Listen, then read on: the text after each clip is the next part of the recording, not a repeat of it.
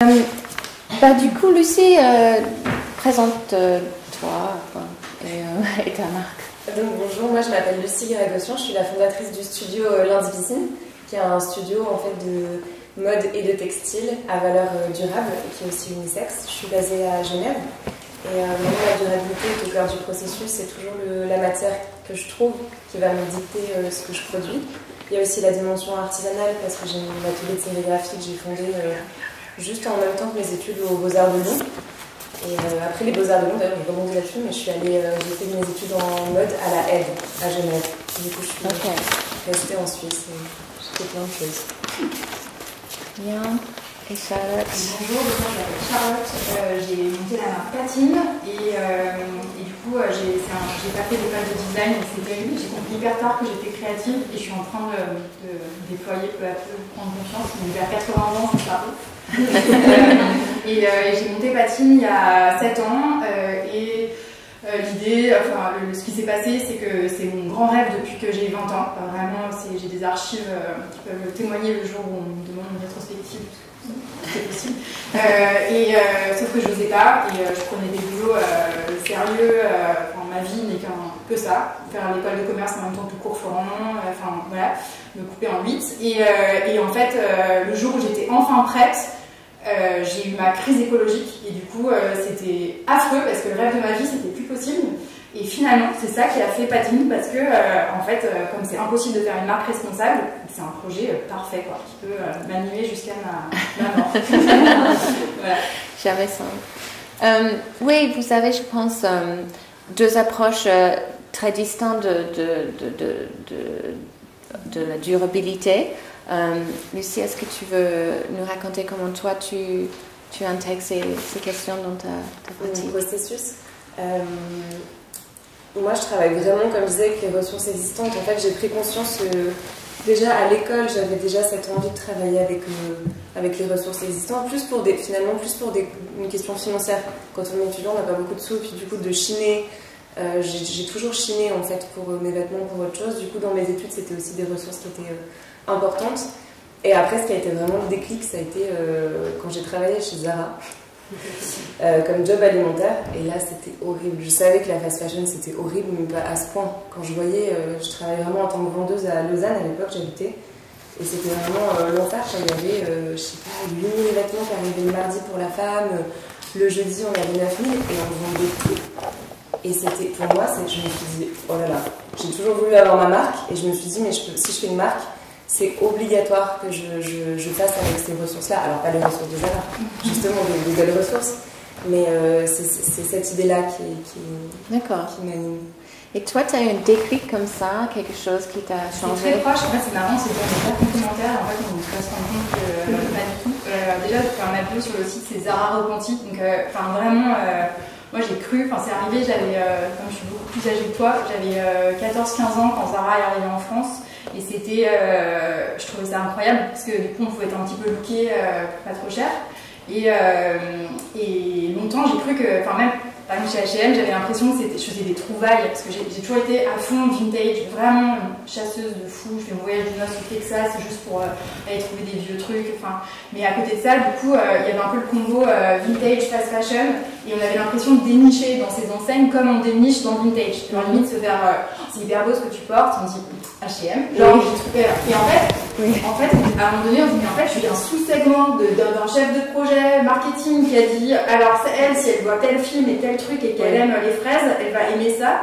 Et ça a fait un. Voilà. Et moi, je travaillais dans la chaussure, donc j'étais dans l'équivalent de Sarisa pendant 10 ans. Et du coup, pareil, on avait eu une prêtresse des tendances qui était venue à un moment donné pour redéfinir l'offre. Et donc, on avait fait des workshops où en fait le monde entier était découpé en value style avec du coup, selon les goûts, on est plutôt une tradie qui va acheter du Hermès si elle est riche ou une assiette avec des initiales chez Zara Home. Et on était tous catégorisés dans le monde entier, voilà. Je me suis dit, mais c'est affreux en fait. Et voilà, par ailleurs, cette personne est géniale, je la tape pas, mais vraiment ce truc était horrible. Donc du coup, Zara, ça a été aussi, j'ai réagi contre ça, avec aussi beaucoup les documentaires. J'ai eu une nuit blanche de Netflix, True Cost, voilà, et j'ai littéralement changé de vie en une nuit. espèce de burn-out dans le bon sens. Genre, je suis devenue végétarienne, j'ai arrêté de fumer, j'ai arrêté de coca, light. Alors, je buvais jusqu'à 5 canettes par jour. Parce qu'en plus, je suis workaholic, hyperactive, et j'avais fait un stage d'1 an chez Coca. Toi, c'était travail chez Zara, moi, c'était 1 an chez Coca. Et chez Coca, l'eau est payante. Mais par contre, le Coca est gratuit, donc on est tous complètement drogués. Et voilà, et donc, du coup, j'ai tout arrêté. Et arrêté la fast fashion ce jour-là aussi. J'ai encore ma jupe symbolique Zara, elle est plissée dorée, hyper belle, mais interdite. Et voilà, et le vintage et les vêtements de ma grand-mère, c'était mon Graal. Ma grand-mère était extrêmement coquette, faisait tout refaire toute la saison chez sa couturière, pas riche du tout, mais vraiment le goût des jolies choses, voilà. Et elle me montrait, puisqu'elle garde tout, les bougies d'anniversaire, enfin. Elle me montrait la qualité qui se dégradait décennie après décennie dans son placard. Pour le même prix, en fait, à la fin, elle achetait des pulls monop en acrylique pas ouf, qui deviennent des trucs imbitables. Et ça a été le point de départ. De me dire, en fait, la qualité, c'est le fait que ça soit beau. Quand on aime, je pense que comme toi, quand on aime bien le vintage, on a un goût on développe un vrai goût pour les belles matières. Et puis on est curieux aussi de comprendre les fibres, ce que c'est pourquoi un vêtement il tombe bien, il tombe pas bien, pourquoi il vieillit bien, pourquoi quelque chose ne brille pas et tout. Et cet aspect-là m'intéressait beaucoup, plus l'aspect scientifique derrière, de me dire ah mais j'ai envie de comprendre en fait ce qui fait qu'un vêtement il est beau, enfin intrinsèquement comme on ouvre un ordinateur et on essaie de comprendre les circuits imprimés quoi. Et du coup c'était pas on prend des ressources comme toi et on essaie de plus en créer des nouvelles. Ma démarche, c'était je veux m'accrocher à ces archétypes avec lesquels moi j'ai vécu ado, du bon jean, du bon t-shirt, avec en plus tout ce qu'il y a de débile et anti-féministe de ce vêtement va changer ma vie, donc il faut en sortir. Mais c'est vrai qu'il y a cette quête, voilà. Et j'étais allée dans le placard de plein de gens pour dire bah voilà, je vous apporte un latte, en échange vous me donnez 1 heure avec vous pour que je comprenne ce que vous avez dans votre placard, ce que vous portez, ce que vous aimez et tout. Ça se transformait en thérapie. Parce que les gens se mettent à pleurer, à raconter qu'ils ont perdu 40 kilos, qu'ils ont repris. Enfin, c'est très émotionnel. Et du coup, voilà, mon rêve, c'était faire quelque chose de qualitatif, hyper attachant, donc avec une notion de passé, de quelque chose qu'on garde, comme un bon t-shirt de concert, avec tout ce que ça peut emprisonner de souvenirs vrais ou faux d'ailleurs. Ça peut être une image qu'on a vue dans 20 ans, je sais pas, dans le L ou et tout. Et par contre, à la pointe future, d'un point de vue innovation sustainable, pour mettre un gros taquet et que des grosses marques se disent ah là là, elle est toute petite, elle a fait ça, bon bah ça doit être possible, c'est ça qui m'a un peu motivée. Genre, bon, j'ai pas de moyens, mais j'ai envie d'apparaître sur des boards d'autres marques et que ça les saoule un peu et que du coup tout le monde monte le niveau et que la mode s'améliore quoi. Comme je veux pas monter une Nike ou une grosse truc, il faut.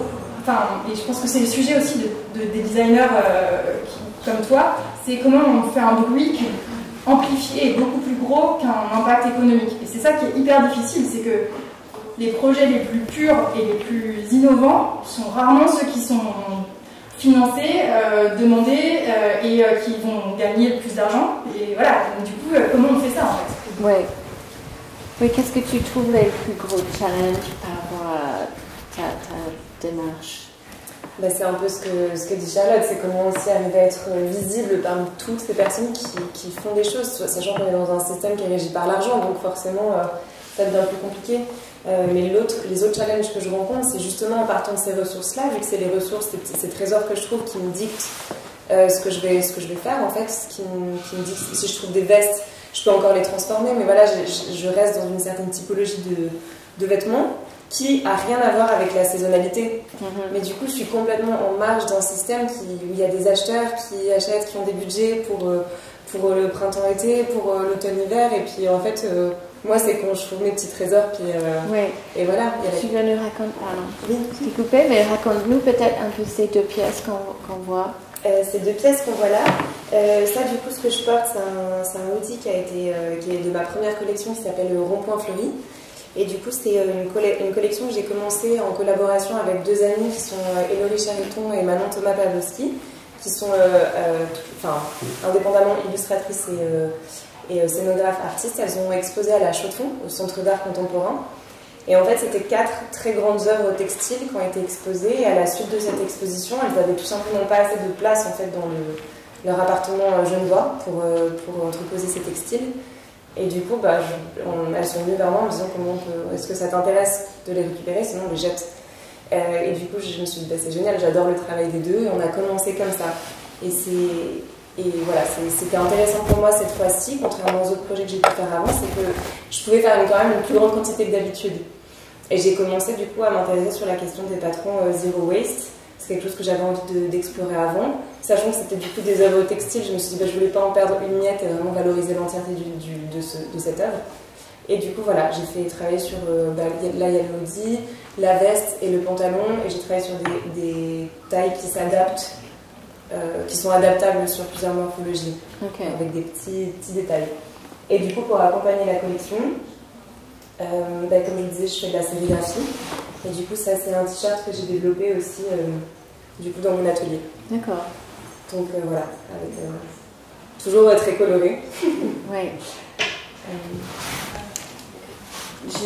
Toi aussi, tu as une mode très colorée, assez joyeuse, qui est très inspirée par les années 90. Tu veux parler un petit peu de l'identité quelque part Alors, en fait, quand j'ai monté Patine, déjà j'avais un syndrome d'imposture infini. Et donc je suis partie de ces archétypes. Je me suis dit, personne n'a besoin de voir ma vision créative. Il y a déjà tellement de choses. Voilà. Et donc du coup, j'ai commencé juste avec un t-shirt blanc, donc pour lancer une marque. Voilà. Mais je m'étais dit, je veux faire le t-shirt blanc des magazines des années 80 que je voyais et que je découpais. Et pourtant, ça ne faisait jamais pareil sur moi, donc je ne trouve pas. Et en même temps, je veux qu'il soit un standard d'impact très fort. Donc en fait, c'est toujours un balancier chez Patine entre aller assez loin dans les délires émotionnels ou les concepts. Par exemple, on a fait une prom dress, mais découpée en 3 parties pour qu'on puisse la remettre en fait avec un jean, un t-shirt blanc et tout. Donc tout est orienté, reporté, et on dit qu'on fait du prêt à reporter. Et on travaille l'attachement, et l'attachement c'est quelque chose qui vient du cœur, parce que c'est ces espèces de papillons qui font d'un coup, on aime quelque chose et on le retrouve dans son placard et on a les souvenirs qui vont avec et on a envie de le remettre. Mais c'est aussi quelque chose qui peut être mesurable, et j'avais envie, en partie du coup, et j'avais envie aussi d'être très crédible et pas seulement avoir des intentions mais avoir des preuves. Du coup, dès le début, on a fait de l'ACV, donc de l'analyse de cycle de vie. Dès le premier t-shirt, j'avais trouvé un système pour mesurer les émissions carbone, le volume d'eau consommé, la pollution d'eau, etc. Et ensuite, on s'est mis à faire le bilan carbone complet, donc Scope 3, et après on est devenu Bicorp, et je suis devenue entreprise à mission. On a fait une levée de fonds avec nos clients, donc on a 550 clients actionnaires, donc toute la démarche est devenue vraiment devenir une marque nouveau modèle, donc essayer d'inspirer, sachant qu'il y a autant de voix que de personnalités, et voilà, donc c'est pas du tout dire tout le monde doit faire ça, mais disons, on va ouvrir une voie. Et après, du coup, le style, sur un t-shirt, c'est difficile de montrer, donc c'était plus des références beaucoup de ripostes, en fait, et du coup, beaucoup d'images d'archives, de ce que j'avais découpé petite, et de ce qui revenait sur mes Pinterest papier, en fait, parce que je fais ça depuis que j'ai 14 ans, quoi. Et après, en fait, peu à peu, j'ai pu caler les marqueurs, soit inconsciemment, soit maintenant plus dans une démarche de construction de collection, sachant que, en fait, comme on sortait toujours les nouvelles catégories, les nouvelles pièces clés une à une, j'avais pas du tout de réflexion de collection, ni de saison. Donc c'est vrai que c'est moins facile de raconter une histoire avec un look et avec une silhouette, puisqu'on est juste sur un t-shirt, puis un jean, puis une chemise. Et maintenant que je commence à avoir, au bout de 7 ans, un vestiaire que je peux mettre à jour et améliorer, parce qu'il y a aussi tout un sujet qui est essentiel et qui ne bouge pas. En fait, ça bouge autant que quelque chose qui est toujours nouveau. Enfin, il y a toujours autant de travail, parce que et c'est comme dans la cuisine, c'est que refaire la même recette d'un resto mythique qui sert toujours le super gigot de 12 heures, en fait, je sais pas, le fermier chez qui s'approvisionner, il n'existe plus, ou alors la météo a fait changer le goût de la viande. Enfin, du coup, il faut toujours revoir sa recette, et c'est débile de prendre une image de la viande quand on est végétarien. Ouais, trop chelou quoi, ouais, c'est trop. Ouais, intégré. Ouais, je suis végétarienne aussi, du coup ça m'a fait. T'as vu? Ouais. Gigot. Et du coup, c'est vrai que, et peu à peu, je pense que j'arrive à exprimer plus. Enfin, c'est ça qui est chouette aussi, c'est d'essayer de tenir pour se donner la chance aussi de pouvoir créativement s'affirmer et voilà, l'aspect hyper simple. En fait, c'était compliqué dans la conception, la façon de faire, mais ça se voyait pas forcément dans le design.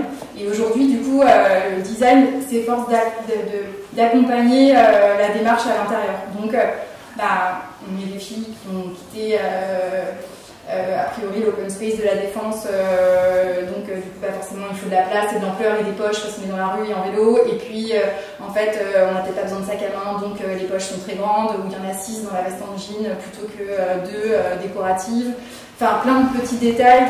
Il y a de l'amplitude toujours dans les manches, de l'inclusivité. Enfin, il y a des choses qui viennent aller prouver peu à peu en fait ce qu'on veut raconter de cette fille, ce que je veux dire de cette fille patine qui essaie elle aussi dans ce monde compliqué où on a tous envie c'est notre dernier t-shirt, d'aller à Hawaï parce que c'est pas juste en fait, elles ont l'air belles, c'est photos et tout, mais en même temps quand tu l'avion, comme on fait, on est tiraillé, donc on a fait un avec le Weekend Studio to Hawaii, White, avec un White dans le dos, genre on est bloqué, enfin voilà, essayer de faire le mieux possible dans ce monde terrible. Avec un point d'humour et un positif. Il y a tout un positif de télévision parce que c'est le début de la fin de penser qu'on est génial ou de se prendre au sérieux.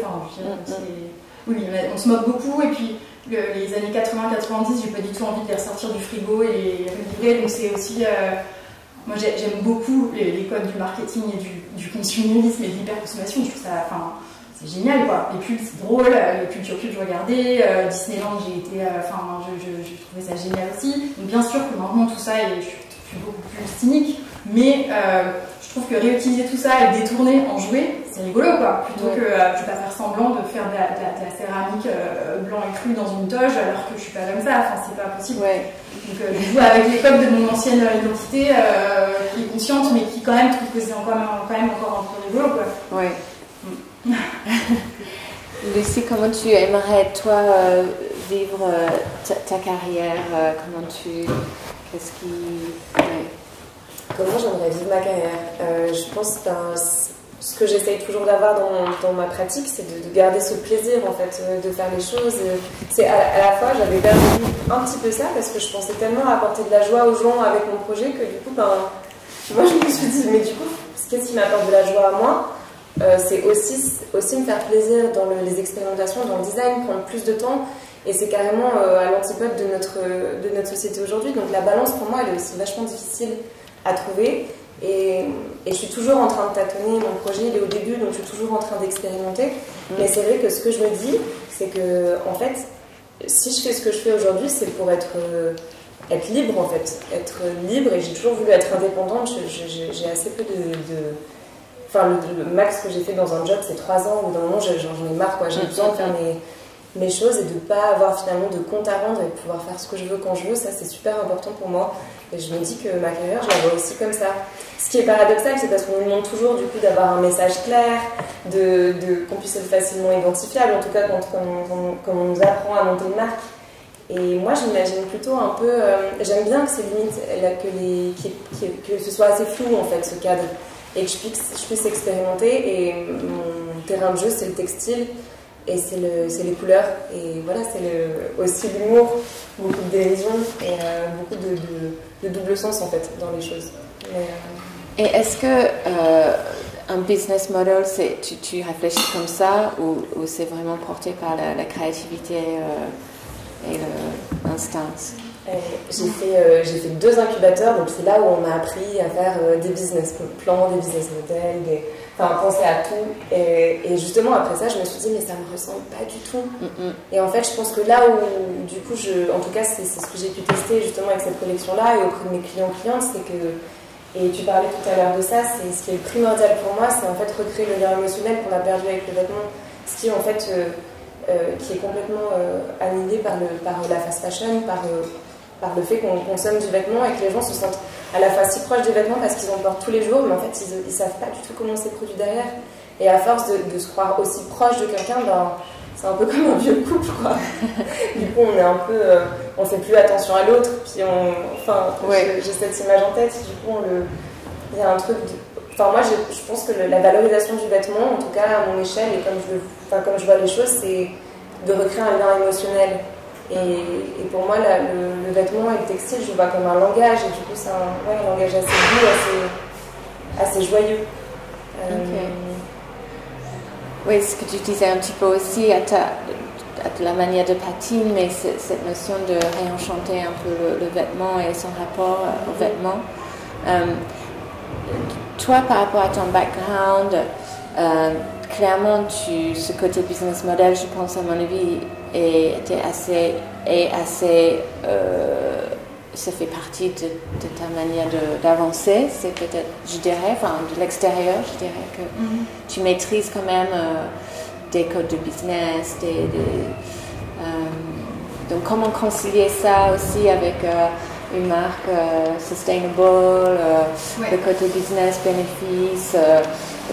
Tu veux dire croissance, genre est-ce qu'on peut être gros et responsable ou alors Oui, c'est vraiment ma question, c'est multiple. Enfin, quelque part, ce que je constate chez toi, c'est intéressant que tu aies récemment pris chez Centre Commercial, je pense, et eux ils sont très inspirants, Veja, je trouve, pour concilier une intelligence business manifeste et des vrais engagements. Et je vois ça un peu chez toi, je dirais que... En fait, ce qui m'aide beaucoup, c'est de bien me connaître et bien savoir ce que je veux faire.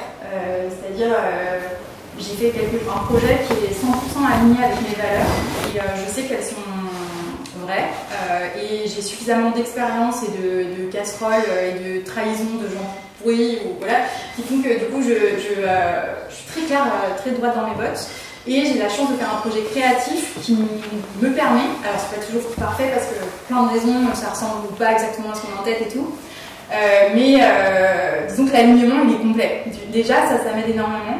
Ensuite, comme j'ai envie que ça grandisse, encore une fois pas de manière énorme, mais ce que je veux c'est quelque chose qui soit suffisamment florissant pour pouvoir faire de l'impact, notamment sur l'aspect innovation, parce qu'en fait rechercher, faire de la R&D, avoir du temps pour développer des nouveaux concepts et tout. Il faut de l'argent pour ça, ou alors il faut avoir bâti une marque suffisamment qui roule pour que du coup on puisse se dire bon, bah, ça tient, en fait j'ai mes jeans qui sont complètement au niveau de ce que je voudrais d'un point de vue impact, design et tout, j'en vends tous les jours et à côté j'ai du temps pour pouvoir travailler ces futures fibres qui en fait pour l'instant est hyper compliqué mais dans 3 ans blablabla. Donc voilà, c'est pour ça que je me trouve une taille et aussi il y a une question de richesse du temps passé avec les gens, c'est que j'adore le travail aussi en équipe, en communauté et il faut aussi grandir parce que c'est vrai qu'on m'intéresse plus, ça me permet aussi de rencontrer des gens talentueux qui vont apporter des choses et tout, voilà. Et je sais aussi que je peux être la première limite des progrès de patine parce que j'ai envie de tout faire, parce que je vois aussi ta question business, créa et tout, alors que c'est impossible. Qu'il y a des choses que je fais vraiment moins bien que d'autres personnes, mais parfois c'est un double truc de curiosité de comprendre comment ça marche, ou alors je maîtrise à peu près en vrai, mais je peux pas le pousser à l'excellence parce qu'il y a un moment, voilà. Et aussi un espèce de toujours ce syndrome d'imposture ou de truc de légitimité, de dire si je l'ai pas fait moi, ça c'est pas vrai, c'est pas ma réussite ou machin. Et ça, j'arrive à l'évacuer maintenant parce que du coup c'est un projet collectif, parce que c'est une entreprise, parce que Patine c'est quelque chose de différent de ma personne, mais ça met un peu de temps et en fait je crois que ce qui aide aussi c'est que si on a un designer indépendant, c'est son nom, et on est dans justement un studio créatif, élaboré et tout, c'est extrêmement attaché à l'identité, à la personne.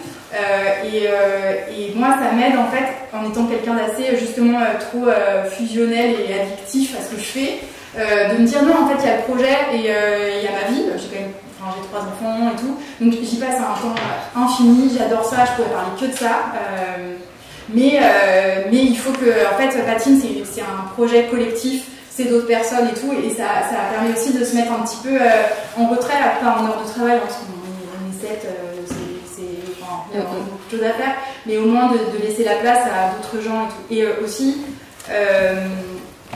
l'aspect business, il est rien sans une offre, sans le feu, quoi. En fait, ça, c'est ce qu'il faut, c'est que ça vibre, que les produits soient chouettes, enfin, moi, il faut que je croie en chaque chose, parce qu'en fait, après, tout est naturel, tout est fluide. Enfin, je sais le raconter, je sais expliquer, je sais raconter la matière jusqu'au bout, pourquoi on a choisi ça, tout le projet, je sais les inspirations. Et en fait, du coup, ouais, je pense que c'est ça qui fait qu'il faut travailler les choses à fond. Ce qui compte, c'est mettre son énergie justement dans l'offre, en fait, et dans l'offre et dans le récit de l'offre. Et comme on parle de sustainable, le défi de Patine et de tous les projets responsables pour moi, c'est justement d'arriver à faire ce switch, c'est rendre sexy les sujets qui sont normalement rébarbatifs et ou complexes, ou trop compliqués, donc on laisse tomber, ou en fait qui veulent dire décroissance, on s'ennuie, on est puni, on refuse la joie et le plaisir, comme quand il y a 5 ans des amis nous disaient tu manges pas de viande, la viande super, de toute façon c'est un monde, on peut plus rien faire, enfin voilà, des vieux fachos quoi. Et en fait je pense que notre défi c'est ça, c'est en fait le sens, enfin le beau sans le sens, c'est rien. Donc et aujourd'hui le beau est devenu au moins en factice, en photo, sur un shooting Zara ou voilà, est devenu accessible à tous, c'est vrai. Enfin, on peut faire de la chirurgie esthétique pas chère, on peut mettre des filtres, on peut voilà. Pourquoi ce nom Patine alors? Ah bah c'est ça, c'est que dans la patine, on peut pas tricher. Pour moi, c'est la beauté qui se révèle. C'est un meuble qui, il y a l'attachement, il y a le temps qui passe, et en fait quelque chose un objet qui va être beau mais qui est en décor carton-pâte ou un objet de fast fashion, je sais pas, un blouson synthétique fait en pétrole. Il n'y a pas de patine en fait. Ça passe brusquement de l'état beau en photo à jeter. Ouais, déchet. Et du coup, il faut justement on peut recréer des choses qui vont être aimables dans le temps. Oui. Et j'ai répondu pour Lundi Piscine. Pourquoi tu as choisi ce nom pour ta marque? Déjà, tout le monde croit que je fais des maillots de bain, alors je me dis, c'est une très bonne idée. Mais en fait, la plupart du temps, l'idée c'était, parce que moi, ce qui me fascine, et je prends énormément de photos, mais de ça depuis toujours, depuis le début en fait de mes études, c'est aussi, je pense, même avant quand j'étais dans un cursus plus artistique, je pense que ce qui me passionne et ce qui m'anime, c'est juste d'observer les gens dans mon quotidien en fait. D'ailleurs, je fais ça tout le temps depuis. C'est horrible d'avoir une vitrine, c'est très difficile de se concentrer. Mais voilà, ce qui m'intéresse, c'est ça, et puis de sublimer en fait la beauté de notre quotidien, tous les petits détails, les choses qui nous semblent anodines. Et puis en fait, quand j'ai fait le projet, il y avait vraiment, c'était juste avant le Covid. Et justement, je cherchais un nom et je me suis dit bon l'idée c'est quand même d'associer le lundi avec quelque chose où la plupart des gens vont au bureau et puis c'est assez pénible normalement le lundi, le week-end, suivant quel week-end on a passé, mais après d'associer avec le piscine qui est plutôt qui amène dans un autre univers. Et en fait à chaque fois les gens ils ont une réaction. Oui. Donc soit ils sourient, soit en tout cas ils se rappellent, ils disent ouais le mardi on fait quoi, j'ai toujours ces blagues, mais en même temps je suis contente parce que ça veut dire qu'il y a une émotion et ça ouvre une discussion, et je pense que c'est ça que j'ai envie de faire à travers le projet. Un peu l'idée d'évasion, qu'on est censé être dans un autre contexte, plutôt on peut choisir la liberté, le plaisir. Et puis voilà, les créations que j'ai, ça n'a rien à voir comme je disais avec les maillots de bain, mais ça a à voir avec l'univers de l'eau. Et j'ai envie d'avoir cette fluidité, et en même temps, je dis ça, et en même temps, ce qui me passionne, c'est les vêtements de travail, donc il y a quand même c'est quand même carré. Mais voilà, je suis toujours entre ces deux univers. Ok. Je ne sais pas si quelqu'un d'entre vous a une question que vous aimeriez poser.